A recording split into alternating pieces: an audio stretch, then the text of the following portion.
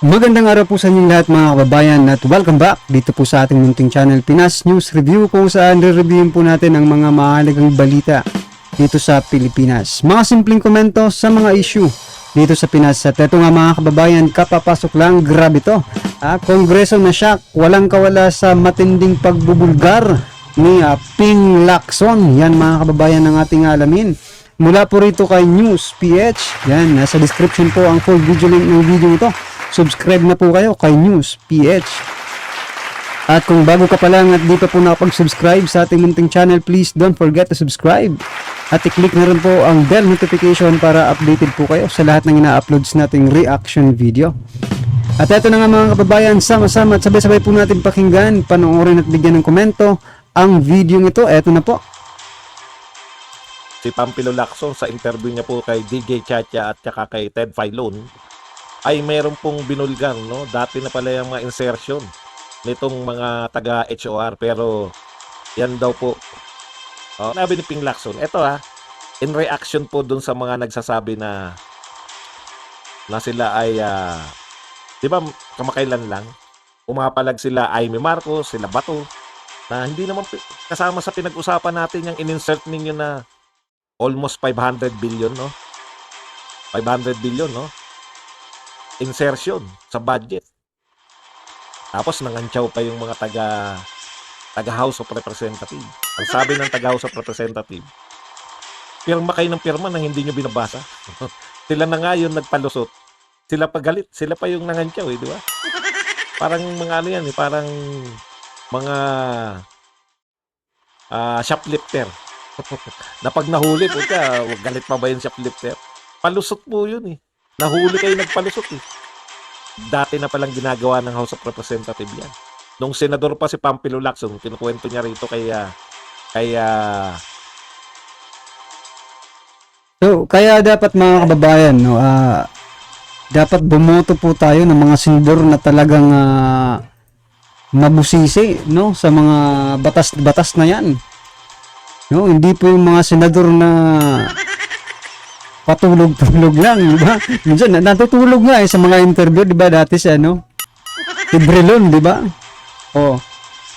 Kaya mga kababayan, bumoto po tayo ng mga senador na mabusisi sa sa mga batas-batas, like mga attorney, di ba? Pero depende rin yan sa attorney. Yung attorney sana na hindi sip-sip, di ba? Kung sigadin lang din naman, wag na lang mga kababayan, di ba? Baka mabobo ang lahat ng mga senador. Well, bakit ba tayo napunta kaya gadon, ba? Balikan po natin dito, no? Yung insertion mga kababayan, normal lang daw sabi ni Senator Pampilo Lacson. Dating senador. So kung ganon, mga kababayan, matagal na palang niloloko ang taong bayan. Kasi 'di ba? Pag may in-insert ka na hindi alam ng taong bayan, panloloko po 'yan, 'di ba? Paano ba 'yan kung kayo mismo na malalaking tae ng ating gobyerno ay manloloko, 'di ba? Wala nang talagang kaya galit na galit si Tatay Digong sa mga ganyan eh. Siguro ko kung ngayon kayo nag-insert, kung noon kayo nag-insert, 'di ba? Ng inyong mga budget, baka pinigilan yan ni dating Pangulong Duterte. Ted Filon, no? Ginagawa na po yan ng House of Representative. Kaya lang, pinapalagan nila, no? Pinapalagan nila nung mga senador noon. Kasi nagbabasa sila eh. At ang pinakamatindi, sabi ni Tito Soto, ayon kay Pampilo Lacson, ang pinirmahan lang ni Tito Soto, yun lang dating, kumbaga, sa BICAM may pinagkasunduan na sila, di ba? Tapos na yung BICAM, may i-insert pa yung mga House of Representatives, papipirmahan sa Pangulo. Hindi po nakalusot kay Pangulong Duterte. Yun po yung pagkakaiba. Kaya nagsisisihan ngayon, House of Representatives, tsaka yung Senate, di ba? Sino may kasalanan sa kanila ng insertion? Yung bang mga nag-insert ng budget o yung pumirma ng hindi binabasa na may insertion pala? Anong paliwanag ni Ping Lacson? Pwede naman pala may mga kababayan, no? Kahit mag-insert sila, insert dyan ng mga budget, ng mga extra nila, no? Presidente pa rin naman ang di ba? Presidente pa rin naman yung magpapatupad kung okay yan o hindi, di ba? Ngayon, mga kababayan, kasi nga po, ang ating presidente ay magpinsan dito sa HOR, yung speaker natin. So, kahit anong i-insert dyan, mga kababayan, hindi po yan makikita ng ating presidente. Diba?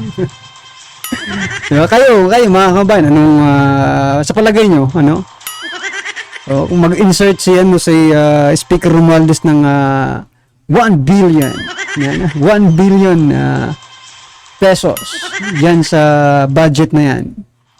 No? Tapos hindi nakita ng kasi in-insert nga lang, di ba? Hindi nakita ng Senado. Pagdating doon kay President Bongbong Marcos Jr., sa palagay niyo po ba, di ba? Makikita 'yon or hindi, di ba? Alams na. Pinakamalaking Yung sa teka lang mga kababayan, yung sa loto nga, di ba? Harap-harapan ng yan. Harap-harapan ng pangloloko, panggagancho sa taong bayan, no? Pero hindi pa rin nakikita ng ating Bakit kaya hindi nagsasalita yung ating pangulo patungkol dyan sa loto na yan, di ba? Kasi misteryo yan, di ba?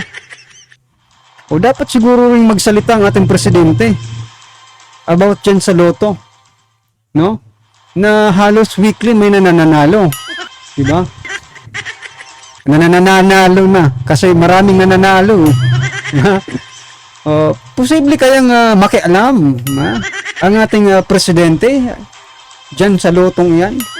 Napunta na tayo sa loto, sa insertion lang tayo kanina. Pero kasi mga kababayan, nakakapagtaka na dito sa loto. Halos every week may nananalo, diba? Pwede kayang pakialaman ito ni PBBM or baka may magagalit. Diba? Baka mabatukan ng ay nako, walang dito. Papipirmahan sa Pangulo. Hindi po nakalusot kay Pangulong Duterte. Yun po yung pagkakaiba. Kaya nagsisisihan ngayon, House of Representatives tsaka yung Senate, di ba? Sino may kasalanan sa kanila ng insertion? Yung bang mga nag-insert ng budget o yung pumirma ng hindi binabasa na may insertion pala? Anong paliwanag ni Ping Lacson? Pinakamalaking dito ni Pangulong Duterte yun, yung insertion na yun. 90 billion binito ni Pangulong Duterte. Dahil alam niya, yun ang pagkasunduan, siyempre meron kang alam dyan. Kaya pwede mo namang, yan po yung tinatawag na intelligence. Alam niya yung pinagkasunduan sa BICAM, tapos alam niya na siningitan ng mga taga-house. Binito niya. Yun po yung pagkakaiba ng presidente. Magagalit na naman kayo. Nagbabasa po si Pangulong Duterte. Alam niya yung insertion ng House of Representatives. Binito niya. Yung presidente kasi natin ngayon, mga kababayan, tiwalang-tiwala dito sa Kongreso kasi nga, di ba, pinsan niya yan Siyempre, hindi na babasahin, pipirma na lang, di ba? Kasi tiwala yan tiwalang-tiwala yan kay kay Speaker Romualdez. Sinong talo? Taong bayan na naman, mga kababayan, no? Kasi magbabayad po ng buwis ang taong bayan para diyan sa mga ini-insert nila.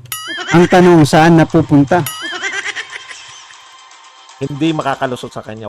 Once kasi na pumirma ka dyan, katulad nung pinagmamalaki nitong mga congressman, pirma kayo ng pirma ng hindi nagbabasa? Ugali ba ng mga senador yan? Tama yun. Pero hindi po sila nakalusot kay PRRD. Bito ang inabot nila. Ganun po ang mamuno. Wala pong sisi-sisi. No? Pag dumating yan sa table mo at pinirmahan mo yan, wala ka ng ibang sisi-sisi nun. Ikaw na yun. Dito sa pamunuan na to, panahihanap ng sisi. Katulad niyan. Ano na nangyari? Kinukut nyo pa yung Chinese Embassy. Na ano yung pinag-usapan ninyo? Bakit nyo nilihim? Ano yung pinamigay ni Duterte? O nang binuweltahan si PBBM ng Chinese Embassy? So, sinasabi ni PBBM na hindi niya alam, briniping namin ang gobyernong ito. Panay nga namin briefing sa kanya. Wala na. Tehin boki na. Baka makalimutan na lang. Hindi po namin makakalimutan na kayo po ay briefing ng China, na kayo po, ang gobyerno nyo po ay nakipag-enter ng new model sa China. Yan po yung dahilan kung bakit galit na galit sa inyo yung China. Hindi po kay Duterte. Kung bakit po kayo nagkakabombahan tayo ngayon dahil dyan sa kasunduan nyo sa China. Pabaliktarin nyo pa.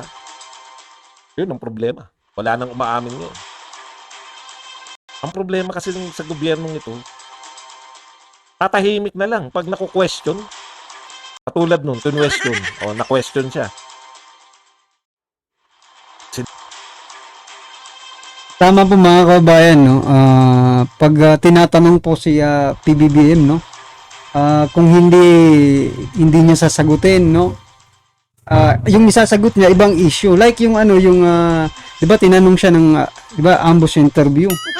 Kung yung masasabi niya doon sa sinabi ni dating Pangulong Duterte na bangag, 'di ba? Ang sinagot niya po hindi niya po sinagot ng hindi at hindi or yes or no lang naman yun di ba? Ang sinagot niya po yung about sa fentanyl ni dating Pangulong Duterte. Diba? Talibas po, di ba? Iba yung sinasagot, mga kababayan, di ba? Tapos yung tinanong naman siya sa dito sa gentleman's agreement, sabi niya talaga horrified siya, di ba? Dahil sa agreement. Pero sabi niya rin na walang dokumento, no? Walang dokumento kaming nakikita, di ba? Yun yung pinaka content ng sinabi niya. Wala kaming dokumentong nakikita na may agreement, no? Pero bakit may ganon, di ba? May agreement daw. Tapos binawi din pag ilang araw binawi din ni yung sekretary niya, di ba? Sinasabi na imaginary lang. Yan na nga ba di ba? Kasi hindi nyo naniniwala agad kayo. Naniniwala agad kayo sa mga sabi-sabi. Kawawa naman po ang taong bayan, mga kababayan. Kawawa naman po tayo nito, di ba? Kung ganito po ang ating di ba, mismo sila. Ito kami mga vloggers, tinatawag niyo kaming mga fake news, di ba?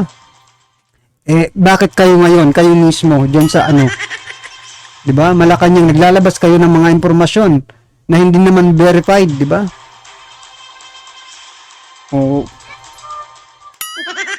Kami naman ang tatawag sa inyo ngayon na fake news, di ba? Patas na tayo. Di ba? Kayong mga itong mga mainstream media kasi kinagat rin, di ba? Yung gentleman's agreement na wala naman. Bakit hindi niyo tawagin niyo yung mga sarili niyong fake news? Pag kami fake news agad Kahit di ba, opinion lang naman kasi kami hindi naman kami opinion lang naman talaga. Ay nako. Sinabi ng Chinese Embassy na briefing. Sinabi ng Chinese Embassy na meron silang new model, kasunduan. Tawag new model. Pag nabibisto po, tahimik lang. Wala na reaksyon. Lilipas din. Marami nag-react dun sa droga. Nahuli.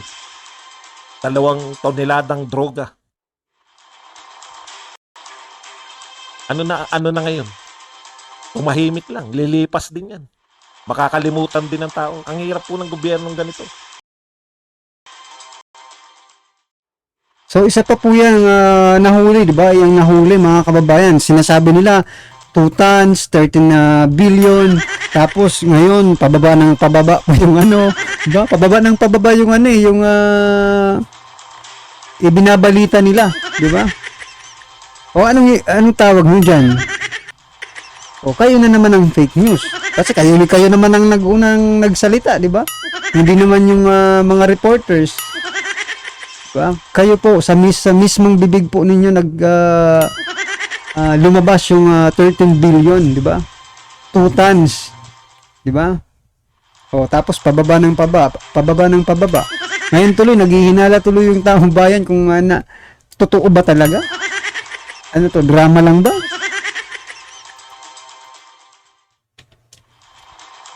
Sinaasa na lang sa makakalimutan din ng tao. Kino-question na ba? Kino-question ba yung natin, yung sa drugs? Hindi ba effective na, hindi ba tayo napuri? Naging questionable? O manahimik na lang kayo lahat, pare-pareho. Pati media, tahimik eh. Kasabot talaga. Kasabot.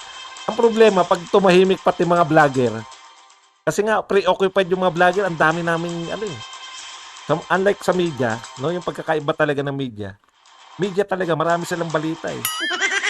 Pucha, media yung unang kasangkapan ng manahimik lang kayo. Wala na nag-uusisa sa inyo.